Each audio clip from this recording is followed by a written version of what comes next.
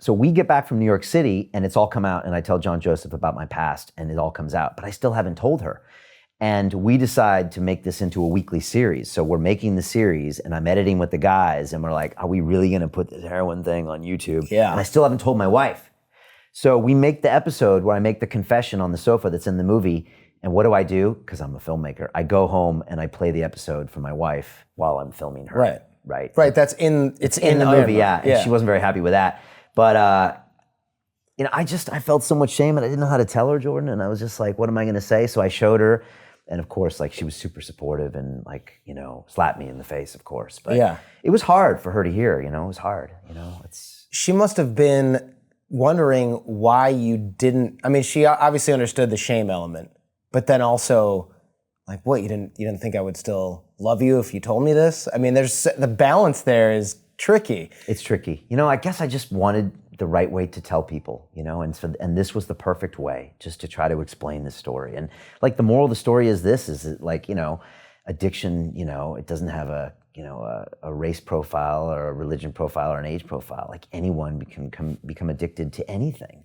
And we all have low level addictions and high level addictions and addictions that'll kill us quickly and shortly. And so, you know, it's been interesting to come out with this because a lot of people write me and saying, I have this problem. I know someone that has this problem. And I'm glad I came out about it. And I'm also really lucky that I wasn't in this whole like fentanyl era. Oh yeah. Because like, and I probably would be dead, you know, because these days it's a very dangerous crisis. And so this message is more relevant now because there's more opioid deaths in America than like forever.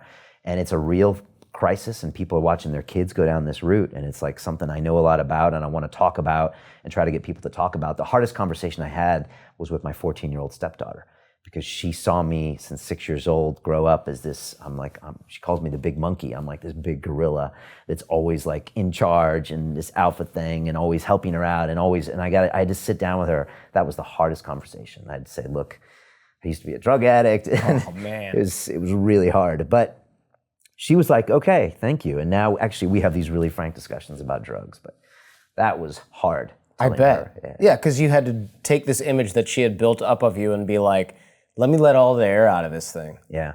But it's actually now led to us having these really real conversations. And I told her, I said, look, I'm not telling you not to do drugs. I said, that's not realistic because everyone's going to experiment with drugs. I said, just understand the dosage, what they are, and understand they can be really dangerous. Yeah. I said, I don't expect you to never do drugs because that's not realistic. But when you do it, know what they are, know your doses, know who's going to be around you.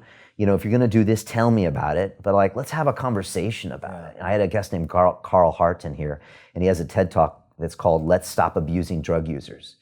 And it's just an interesting way of looking at drug users. It's like, oh, heroin addict, you're the guy in New Jack City that's shaking here like that. No, I'm the functional, you know, banker, .com startup guy, actually.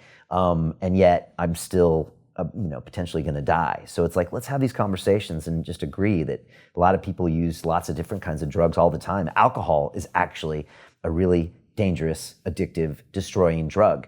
And yet we don't really call it that. So I'd rather have a conversation about this stuff. So it's helpful.